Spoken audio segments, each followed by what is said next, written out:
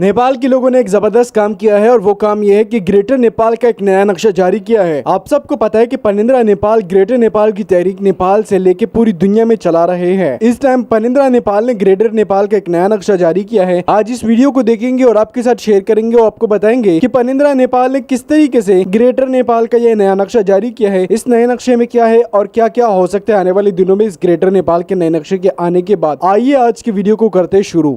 अब म तपाईलाई हातले देखाउन चाहन्छु। सतलज रिभर यहाँ छ, यहाँबाट यतिसम्मको नक्सा हामीले अघि देखायौँ। अब यहाँदेखि उता रावी नदी आर्य भिआई रिभर रावी रिभर भन्ने देखाएर सबभन्दा छेउमा यहाँदेखि त्यहाँसम्मको क्षेत्रफल चाहिँ ग्रेटर नेपालको नक्सामा थपियो। अब यहाँ हेर्नुहुन्छ भने टिस्टादेखि ब्रह्मपुत्र नदीसम्म थपियो। यसले गर्दा नेपालको क्षेत्रफल ग्रेटर नेपालको क्षेत्रफल अब 3,34,250 वर्ग किलोमिटर कायम भएको छ। योभन्दा पहिले 2,04,917 वर्ग किलोमिटर थियो। 3,34,250 वर्ग किलोमिटर क्षेत्रफल भएको ग्रेटर नेपालको नक्साको 5औं संस्करण सार्वजनिक गरिएको छ। आइतबार काठमाडौँको संवाद डबलीमा ग्रेटर नेपाल राष्ट्रवादी मोर्चाका अध्यक्ष फणिन्द्र नेपालले नक्सा सार्वजनिक गर्दै गुमेको सम्पूर्ण नेपाली भूमि आफ्नै जीवनकालमा फिर्ता भएको देख्न पाउने विश्वास व्यक्त गरे। यसअघिको नक्सामा पूर्वमा टिस्टा नदी र पश्चिममा सतलज नदीसम्म 2,04,917 वर्ग किलोमिटर अङ्कित भएको र यस नयाँ नक्सामा पूर्वमा ब्रह्मपुत्र नदी र पश्चिममा रावी नदी अङ्कित भएको तथ्य सहितको 1,29,333 वर्ग किलोमिटर थप गरी 3,34,250 वर्ग किलोमिटर क्षेत्रफल भएको दाबी अध्यक्ष नेपालको रहेको छ। इन्डियाली प्रधानमन्त्री नरेन्द्र मोदीले अखण्ड भारतको नक्सा जारी गरेपछि आफूहरूले पनि ग्रेटर नेपालको नक्सा जारी गर्नुपर्नेमा त्यो आँट कसैको नभएको आरोप लगाएका छन्। आफूहरूले विगत 6 महिनादेखि लगातारको अध्ययन र खोज गरी तथ्यपूर्ण थप भूमि सहितको 5औं संस्करणको नयाँ नक्सा सार्वजनिक गरेको अध्यक्ष नेपालले दाबी गरे। इन्डिया र ब्रिटिस इतिहासकारहरूले जानाजान नेपाली भूमि अभिलेखीकरण छुटाए पनि यसमा नेपाली इतिहासकारहरू पनि चुकेको उनको आरोप रहेको छ। नेपालसँग सुगौली सन्धि गर्ने ब्रिटिस सरकारले इन्डिया छाड्दा नेपाली भूमि स्वतः फिर्ता भएको बताउँदै अध्यक्ष नेपालले भने प्रष्टसँग नेपाली भूमि फिर्ता हुने भनेर उल्लेख गरेको कानुनी आधार हुँदाहुँदै पनि हाम्रा शासकहरू चुइक्क बोलेनन्। अध्यक्ष नेपालले सुगौली सन्धि भएको 129 वर्षपछि र ब्रिटिसले भारतीय उपमहाद्वीप छाडेर गएको अहिले 75 वर्ष पुगिसक्दा पनि नेपालले आफ्नो भूमि फिर्ताको पहल नगर्नु दुर्भाग्यपूर्ण भएको बताउँदै भने इन्डियाले गोवा, चीनले मकाउ र हङकङ लिन सक्छ भने हामीले ब्रह्मपुत्रदेखि रावी नदीसम्मको भूमि किन लिन नसक्ने। सो कार्यक्रममा काठमाडौँ महानगरपालिका वडा नम्बर 11 का अध्यक्ष हिरालाल तन्डुकारले गुमेको भूमि फिर्ता ल्याउने अभियानमा आफ्नो साथ रहेको र फणिन्द्र नेपालको राष्ट्रवादी छविको प्रशंसक रहेको पनि बताएका छन्। तन्डुकारले मेयर बालेन शाहले जस्तै हरेक नेपालीले आफ्नो कार्यकक्षमा ग्रेटर नेपालको नक्सा राख्नुपर्ने हिम्मत गर्नुपर्ने पनि बताएका छन्। कार्यक्रममा विशाल नेपाल कम्युनिस्ट पार्टीका केन्द्रीय सदस्य चेतन ओलीले सो अभियानलाई थप प्रभावकारी बनाएर लग्नुपर्ने धारणा राखे। अब म तपाईलाई हातले देखाउन चाहन्छु। सतलज रिभर यहाँ छ, यहाँबाट यतिसम्मको नक्सा हामीले अघि देखायौँ। अब यहाँदेखि उता रावी नदी आर्य भिआई रिभर रावी रिभर भन्ने देखाएर सबभन्दा छेउमा यहाँदेखि त्यहाँसम्मको क्षेत्रफल चाहिँ ग्रेटर नेपालको नक्सामा थपियो। अब यहाँ हेर्नुहुन्छ भने टिस्टादेखि ब्रह्मपुत्र नदीसम्म थपियो। यसले गर्दा नेपालको क्षेत्रफल ग्रेटर नेपालको क्षेत्रफल अब 3,34,250 वर्ग किलोमिटर कायम भएको छ। योभन्दा पहिले 2,04,917 वर्ग किलोमिटर थियो। म सर्वप्रथम यहाँहरू समक्ष यो ग्रेटर नेपालको नक्साबारे नयाँ नक्साबारेको प्रेस विज्ञप्ति पढेर सुनाउँछु र म थप कुरा पनि अलिकति यहाँहरू समक्ष म राख्नेछु।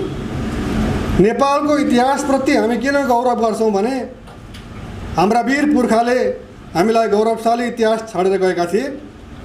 त्यो गौरव खास गरी हाम्रा पुर्खाको वीरतासँग जोडिएको छ। तिनले देशको माटोको सुरक्षा र प्रतिरक्षामा बगाएको पवित्र रगतसँग जोडिएको छ। त्यही गौरवको गाथालाई ग्रेटर नेपाल राष्ट्रवादी मोर्चाले विगत 1.5 दशकदेखि ग्रेटर नेपालको नक्सा मार्फत जीवन्त राख्ने प्रयास गर्दै आइरहेको छ। माटोको मुद्दा 100-200 वर्षमा सकिँदैन। 1000 वर्षपछिसम्म पनि जमिनमाथिको स्वामित्वको प्रश्न उठाउन सकिन्छ। नेपालसँग सुगौल सन्धि गर्ने संयुक्त अधिराज्य ग्रेट ब्रिटेन उक्त सन्धि भएको 129 वर्षपछि इन्डियन सबकन्टिनेन्ट छाडेर गएको पनि अहिले 75 वर्ष पुगेको छ।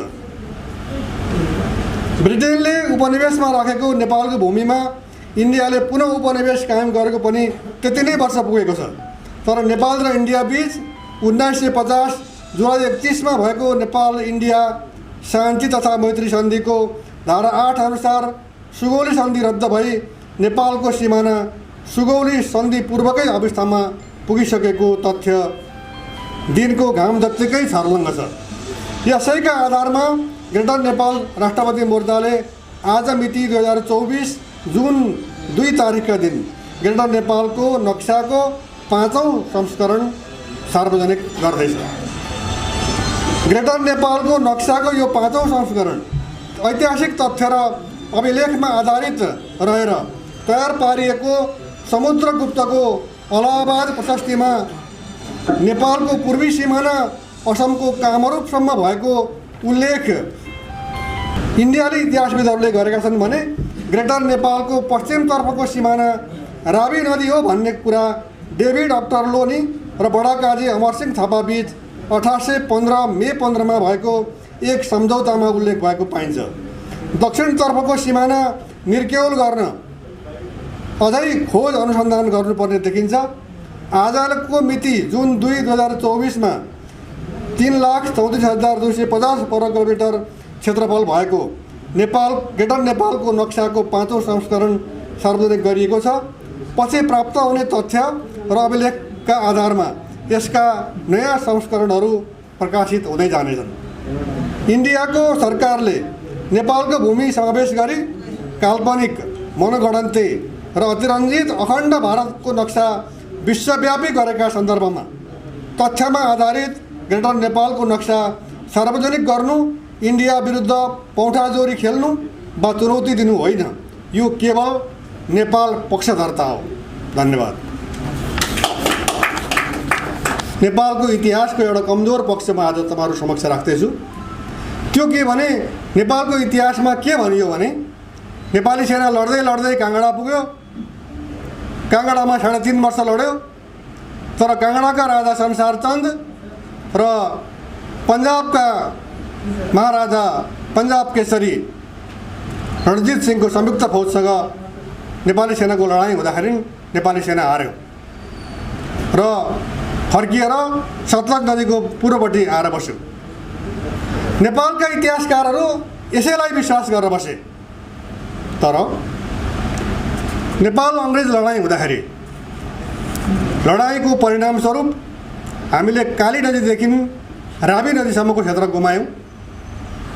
यो कुराको उल्लेख चाहिँ सन् 1815 मे 15 को अङ्ग्रेज पक्षको सेनानायक डेभिड अप्टरलोनी, नेपाली पक्षको सेनानायक सेनापति बडाकाजी अमरसिंह थापा, यी दुईजनाले एउटा सम्झौता गरे 1815 को मे 15 मा।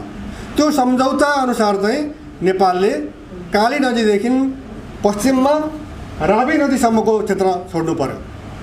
तर नेपालका इतिहासकारले त्यो सम्झौतामै त्यो क्षेत्रका नामहरू उल्लेख छन् त्यो सम्झौतामा। तर नेपालका इतिहासहरू खालि काङ्गडामा सीमित भए, काङ्गडामा नेपाल हार्यो, सतलजसम्म गयो भनेर नेपालको इतिहासलाई पनि त्यही टुङ्गाइयो।